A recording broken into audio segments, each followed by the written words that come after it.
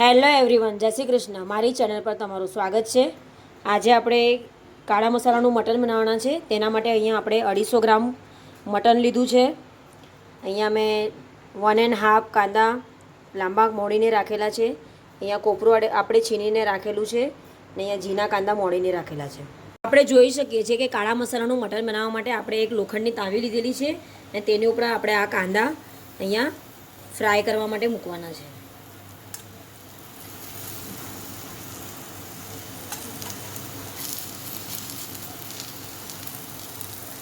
આપણે મટન બનાવવા માટે એક કુકર લીધું છે. કુકરમાં તેલ ઉમેરી દીધું છે અને એમાં આપણે જે ઝીણા મોળેલા કાંદા હતા તેને આપણે નાખી દીધા છે અને આપણે થોડીક વાર અહીંયા આવી રીતના સોતળવાના છે. અને એમાં આપણે આ જે મટન હતું તે ધોઈને રાખેલું હતું તે મટન હવે આપણે એમાં ઉમેરી દઈશું.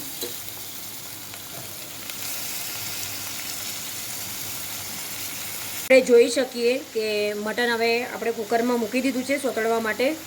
એમાં થોડીક આપણે હળદર ઉમેરવાની છે અને પછી એમાં થોડું મીઠું ઉમેરવાનું છે.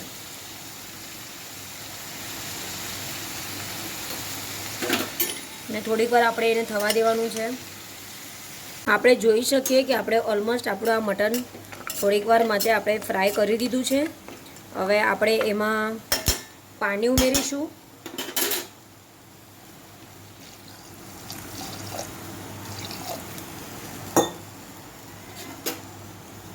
મટન ડૂબે તેટલું જ તમારે પાણી ઉમેરવાનું છે ને આપણે મિનિમમ આપણે આને હવે 20 થી 25 મિનિટ સુધી બાફવા દેવાના છે. એને જોઈ શકો છો આપણા હવે ઓલમોસ્ટ કાંદા થોડાક લાલ થઈ ગયા છે.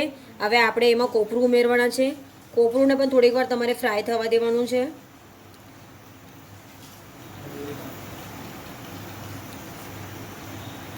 એને પણ આવી રીતના તમારે આમ ફ્રાય થવા દેવાનું છે તાવી પર.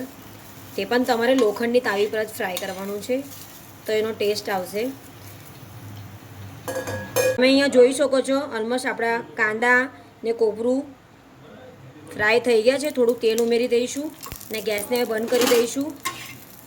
હવે આપણે મિક્સર ગ્રાઇન્ડર જારમાં આને દળવાનું છે ને એમાં તમારે ફક્ત લાલ મરચાંનો જ ઉપયોગ કરવાનો છે.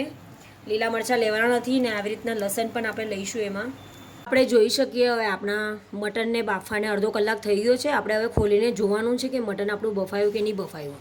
આપણે જોઈ શકીએ કે આપણું આ મટન બફાઈ ગયું છે ઓલમોસ્ટ. હવે આપણે કાળા મસાલાનું મટનની ગ્રેવી બનાવવાની છે તે આપણે જોઈશું. હવે કાંદા અને કોપરું જે આપણે સોતળેલું હતું તેને હવે મિક્સર ગ્રાઇન્ડર જારમાં આપણે હવે ગ્રાઇન્ડ કરવાના છે. આપણે અહીંયા જોઈ શકીએ હવે આપણે મટન બનાવવાના છે તો તેના માટે આપણે અહીંયા એક તપેલી લીધી છે ને તપેલીમાં તેલ ગરમ કરવા મૂકી દીધું છે. સૌથી પહેલાં આપણે ગરમ તેલમાં 1 ચમચી તીખું લાલ મરચું ઉમેરવાના છે. ગેસની ફ્લેમને બંધ કરી દેવાના છે. થોડીક હળદર ઉમેરવાના છે. 1 ચમચી ધાણાનો ભૂકો ઉમેરવાના છે ને 1 ચમચી કાશ્મીરી લાલ મરચું ઉમેરવાના છે. આ થોડુંક થઈ જાય એટલે આપણે આ જે મિક્સર ગ્રાઇન્ડર જારમાં જે મસાલો દળેલો હતો તે આપણે ઉમેરી દેવાના છે અને આપણે આવી રીતના થોડું ફ્રાય થવા દેવાનું છે.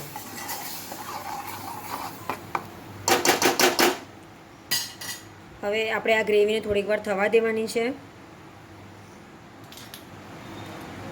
આપણે જોઈ શકીએ છીએ હવે આપણી આ ગ્રેવી આપણે થોડીક વાર થવા દેવાની છે ને એમાં આપણે અડધી ચમચી ગરમ મસાલો ઉમેરવાનો છે. ગ્રેવી થોડીક વાર થઈ જાય એના પછી આપણે એમાં મટન ઉમેરીશું. આપણે જોઈ શકીએ કે ઓલમોસ્ટ આપણી ગ્રેવી થોડીક થઈ ગઈ છે. આપણે એની અંદર આ મટન ઉમેરવાના છે.